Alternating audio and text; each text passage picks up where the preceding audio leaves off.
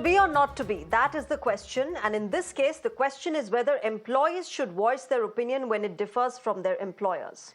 Google has fired 28 employees after a series of protests against the company's contract to provide the Israeli government and military with cloud computing and artificial intelligence services. The news comes one day after 9 Google workers were arrested on trespassing charges after staging a sit-in at the company's offices in New York and Sunnyvale in California, including a protest in Google Cloud CEO Thomas Kurian's office.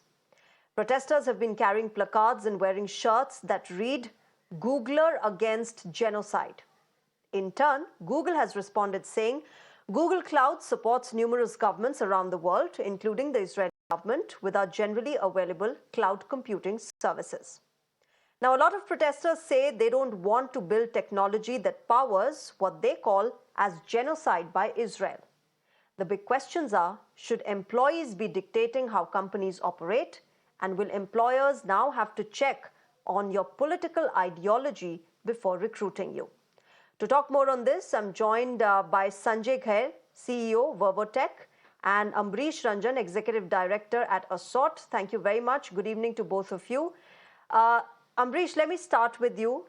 What do you make of this? 28 employees being fired by Google because they were protesting on something that they felt strongly about. Good evening, first of all, and thank you so much for having me here. It's a sensitive topic, to be honest with you. Yes, people have opinions, people have affiliations, and people do have, their own rights. However, Google as an organization have laid down certain rules, like any other organization, for employees to follow. Now, in this case, it's a clear, blatant misuse. Blatant breach is what I would say of all the guidelines that they've issued. In the statement that has been issued by the chief security officer, they've mentioned they were within the campus raising slogans, stopping other employees from doing their job. So this is definitely not acceptable. And though, the concern could be valid, though it's a political issue. However, within the office premises, this cannot be allowed by any organization. You might have very strong opinions about a certain topic, but if you are an employee of the organization, you are bound by the rules and by the laws that govern that organization. And in this case, certainly it has been breached, and it has been breached really, really badly. And hence, I think this is strict action. I don't find anything wrong in this action. I think this is something which should serve as a lesson to many other organizations across the world. And it's a very good example set, I would say. Sanjay, do you resonate with the fact, protesters and now former Google employees have been saying that, their freedom of choice and freedom of expression is being crushed? And the fact that they're just voicing their opinions about something that doesn't resonate with them, that they don't agree with, and they don't want to be part of while working in that company. So the easier way out is to resign from that company and then protest outside Ambrish, I'll the come company. to you. This was for Sanjay. You cannot be a part of the system and then protest a political Ambrish, I'll come to you. Within, yeah. I'll come to you. This was for Sanjay. Sanjay, please go ahead. Yeah. So I think, activism is a basic right for everyone. But, we have to understand, where do you really protest, or where do you, do an activism for which thing? As an example, doing an activism or being vocal or doing a protest about any challenges in the working environment, work culture, doing that in the company is absolutely fine, right? But these issues, let's take an, Israel, instead of Israel, Palestine, let's take an Russia and Ukraine, conflict or war. When the government has, put law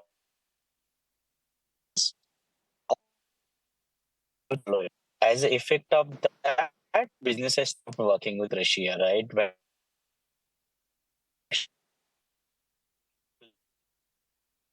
There seems to be some sort of network issue there. We'll try and fix that. But Ambrish, the project here that is being protested against is Project Nimbus.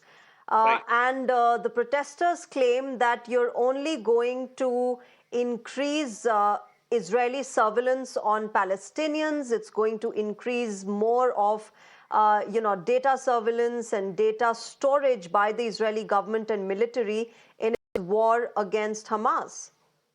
Right. So if they are a part of the project, uh, as an employee, yes, they have as an individual, as a human being, as a global citizen, they have the right to have an opinion, right? They have the right to support a particular issue, but they do not have the right to breach the company's laws, right? I'm not against anyone opposing a particular global issue. Yes, it is a serious issue. It is a matter of concern. Having said that, it cannot be used to hold hostage uh, other employees. I mean, it cannot be used as a tool to disrupt services of a particular company, of a global organization like Google. So yes, they have the right to protest, but Fair that point, right Ambrish. is But let also me right also at now. this moment understand from you, how are companies then navigating their way through such situations?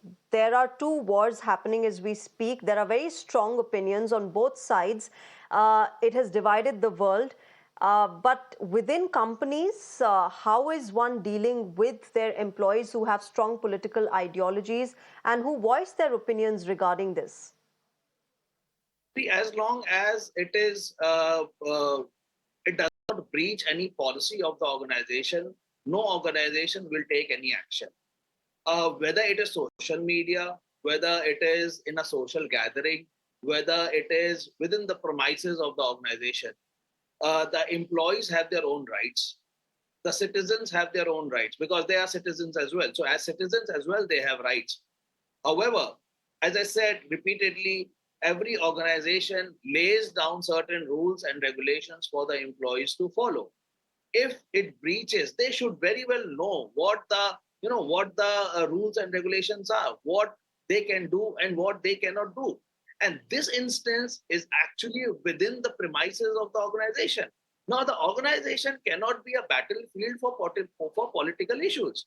Organizations are there to work on projects, to work on business related issues, not on political issues.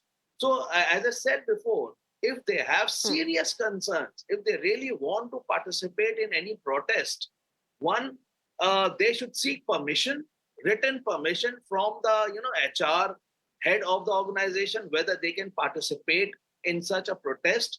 Two, if it's still the organization's ideology or the actions are not in line with their ideologies or with their feelings, they have the right to resign from the organization and participate in any protest.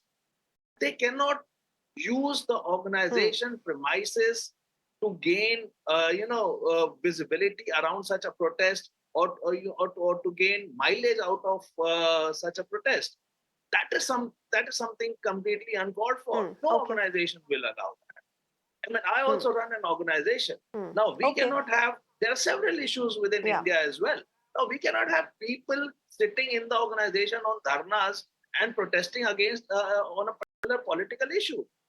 And especially if it is related to the business of the organization. In this case, Project Nimbus has been awarded to Google by the Israeli government. Now, you cannot protest against a project, against a business deal that has been done by the organization, irrespective of where it is. The nation you are working in allows that organization to get into such a contract.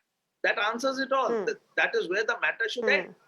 It's a personal choice that you want to protest against a particular thing that is happening somewhere in some part of the world. Your sensitivities are aligned with it. That is understandable. Your ideologies are aligned with it. That is understandable. But you cannot, it cannot be allowed that a group of people hold the whole organization hostage because they believe in a particular issue in a particular manner. So I think this is a good example Oh. set, and a lot of organizations will take a leaf out of this, because liberalism and wokeism is are the two latest words added in the dictionary, and a lot of people are taking it too far. So this is something I think that has been taken too far, Okay. and it should not be. Okay, okay. We have Sanjay back with us on the broadcast, I believe. Sanjay, are you there with us? All right. We still don't have him. But Ambrish, let me also then ask you, what's the way forward? Do you think, protests like these actually have some sort of an impact on companies? Do you think companies like yourselves and big tech giants will see some sort of, opening up of, or some sort of acceptance of such things?